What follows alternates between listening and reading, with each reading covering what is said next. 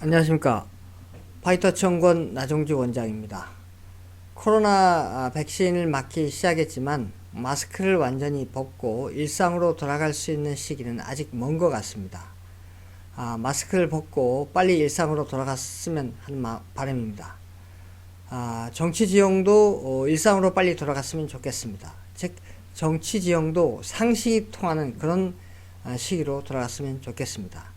마침 윤석열 총장이 사퇴하고 이 정치 지형을 상식으로 돌아갈 수 있는 그런 가능성을 좀 더 높일 수 있는 그런 시기가 온 것 같습니다. 오늘은 지난 시간에 이어서 기본소득제에 대해서 좀 살펴보고자 합니다. 이 기본소득도 사실 좀 비정상적인 것인데요. 언제부터 이 기본소득을 꼭 줘야 된다는 것으로 지금 인식하기 시작했는데 이것도 참 비정상적인 거죠. 이 기본소득은 어떻게 보면 상당히 급진적인 것인데 일하지 않고도 돈을 받을 수 있다는 것이지 않습니까? 그래서 우리 체제, 시장경제 체제에 상당히 맞지 않은 것입니다. 즉 비정상적인 것이죠. 지난 시간에는 이제 이 기본소득을, 기존복지를 그대로 둔 상태에서 별도의 재원을 마련해서 기본소득을 주는 그런 방안에 대해서 좀 살펴보았습니다. 이번 시간에는 기존복지를 통폐합해서 이것으로 기본소득을 주는 방안에 대해서 좀 살펴보고자 합니다. 여기에 대해서도 주장하는 분들이 꽤 있습니다. 그래서 오늘 이 기존복지를 통폐합해서 기본소득을 줬을 때 과연 효과가 긍정적으로 나타날까요? 부정적으로 나타날까요? 거기에 대해서 좀 살펴보도록 하겠습니다.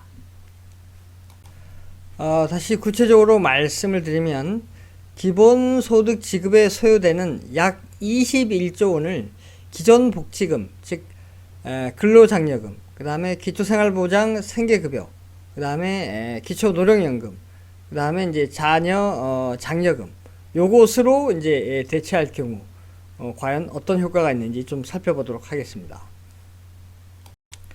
앞에서 말씀드린 21조 원의 기존복지금을 기본소득으로 줬을 때 어떤 효과가 나타나는지 살펴보면은, 자, 그래프의 이 수직은 이제 변화율을 의미합니다. 즉 이러한 기본소득제를 도입하기 전 대비해서 도입한 이후에 얼마만큼 경제 변수가 변화했는지 그 변화율을 의미합니다. 자, 세부적으로 보시면은 총 실질 소비가 약 1조 원 감소합니다. 그 다음에 실질 GDP가 0.23% 감소하는데, 지난번에 살펴봤을 때는 그러니까 기존 복지는 그대로 둔 상태에서 추가적인 재원을 마련해서 기본소득을 줬을 때는 장기적으로 25%가 GDP가 감소하는데, 이 경우에는 0.23%니까 조금 감소하겠죠. 그 다음에 총 실질 자본은 약 1조 원, 총 실질 투자도 약 1조 원 이제 감소합니다. 일자리는 이제 2만 개 정도가 감소하고, 노동을 공급하지 않는, 즉 일하지 않는 사람이 1만 명이 늘어납니다. 자, 여기서 이 핵심적인 것이 바로 이 일하지 않는 사람이 좀 이제 늘어난다는 것인데, 물론 뭐 다른 경제 변수도 이제 조금씩 이제 줄어드는데, 지난번 시간 이제 별도의 재원을 마련해서 하는 것에 비해서는 상당히 그 경제 지표들이 조금 줄어듭니다. 그러니까 그 네거티브 효과가 아주 미미하다는 것이죠. 그런데 이제 이 일하지 않는 사람이 이제 1만 명 늘어난다. 이제 이것은 이제 왜 이런 현상이 벌어질까요? 바로 기존 복지금 중에 이제 근로장려금이 약 연 한 5조 되는데, 그 근로장려금을 이 기존 복지에서 기본소득제로 전환하면, 즉 근로장려금은 이제 일하는 사람 일할 때에 가난한 사람이 일할 때에 이제 돈을 주는 거지 않습니까? 근로를 장려하기 위해서 돈을 주는 건데, 일하지 않아도 이제 돈을 받을 수 있으니까 어떻게 되겠습니까? 일을 하지 않으려고 그러겠죠. 그래서 일하지 않는 사람들이 저렇게 1만 명 늘어나게 되는 것입니다.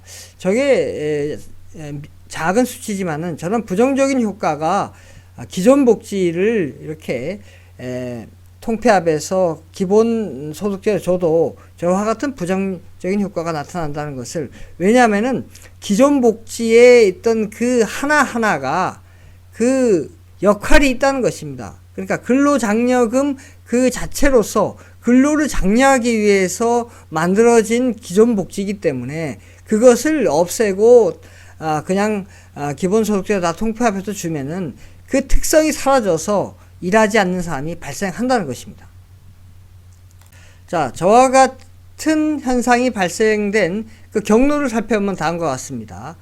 그러니까 기존 복지금 약 21조를 통폐합해서 기본소득으로 줬을 때 제가 앞에서 말씀드린 대로 근로장려금을 지급하지 않기 때문에 노동 공급량이 줄겠죠. 일하지 않는 사람이 발생하니까. 노동 공급량이 감소하니까 어떻게 되겠습니까? 임금은 인상되겠죠. 임금이 인상되니까 거기에 대한 이제 기업에서 노동 수요량, 그게 일자리가 되겠죠. 수요량은 감소하게 되는 것입니다. 일자리가 감소하면은 제가 항상 얘기하지만 생산의 3요소는 기술, 자본, 노동인데 여기서 노동이 감소하니까, 즉 노동 수요량이 감소하니까 상호 보완적인 자본도 감소하겠죠. 그 자본 수요량이 감소합니다. 그래서 노동과 자본이 감소하니까 생산, 즉 재화 및 서비스 생산량이 감소하겠죠. 생산이 감소하니까 소비도 감소하게 되는 것입니다. 자, 이렇게 지난 시간부터 이번 시간까지 기본소득제에 대해서 살펴보았는데, 기본소득은 뭐 어떠한 경우에도 부정적인 효과를 가져옵니다. 이런 부정적인 효과를 가져오는 기본소득제를 그럼 앞으로 어떻게 해야 될 것인가, 그 발전 방향에 대해서 좀 살펴보도록 하겠습니다. 기본소득제는 소득 불평등이라는 결과의 불평등을 완화하기 위한 방안이죠. 뭐 최저임금도 마찬가지죠. 최저임금도 소득 불평등이라는 것을, 소득을 올려서 그거를 하려고 하기 위한 방안이었죠. 이러한 기본소득제는 앞에서 살펴본 것처럼 우리 경제에 아주 부정적인 영향을 미치기 때문에 이 결과의 평등을 추구하는 방안이 아니라 기회의 평등을 추구하는 방안으로 고려하는 것이 타당합니다. 그러니까 이 기본소득제가 왜 나왔습니까?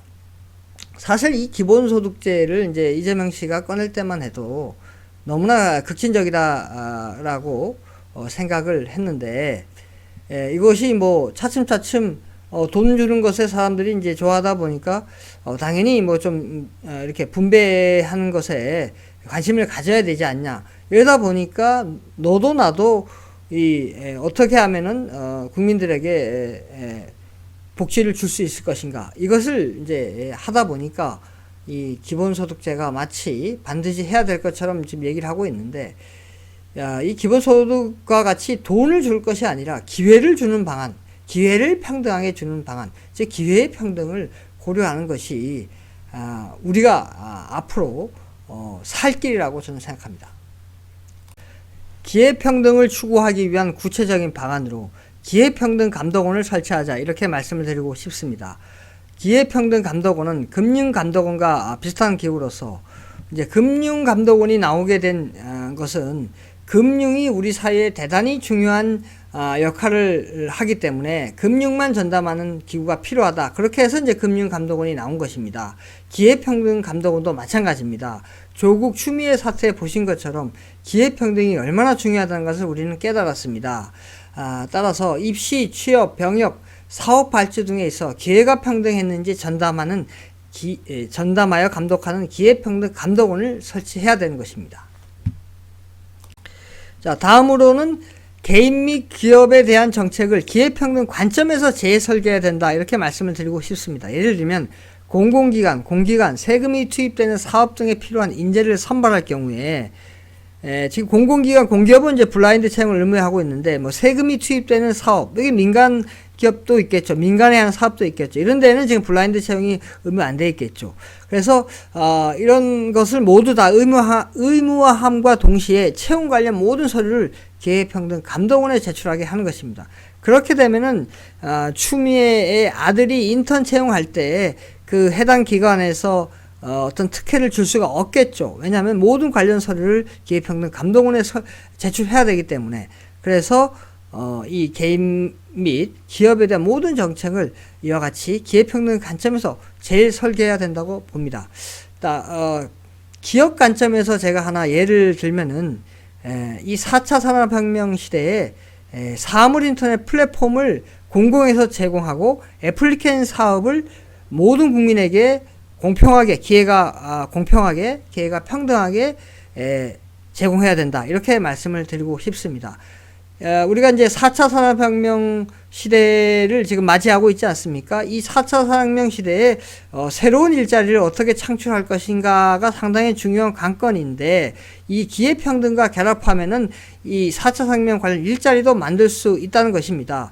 즉 4차 산업혁명의 핵심은 AI인데, 이 AI의 결정판이 바로 사물인터넷입니다. 뭐 커넥티드 카, 커넥티드 냉장고, 그 다음에 고혈압, 당뇨 환자에게 웨어러블을 차서 어떤 이상징후가 있을 때 보호자한테 스마트폰으로 신호를 보낼 수 있는 이러한 사물인터넷, 이것을 하기 위해서는 어떤 플랫폼이 필요합니다. 그러니까 통신 플랫폼이 필요하거든요. 이 많은 것들이 결국 무선에 의해서 데이터로 이루어져야 되기 때문에 결국 사물 인터넷을 위한 통신 플랫폼이 필요합니다.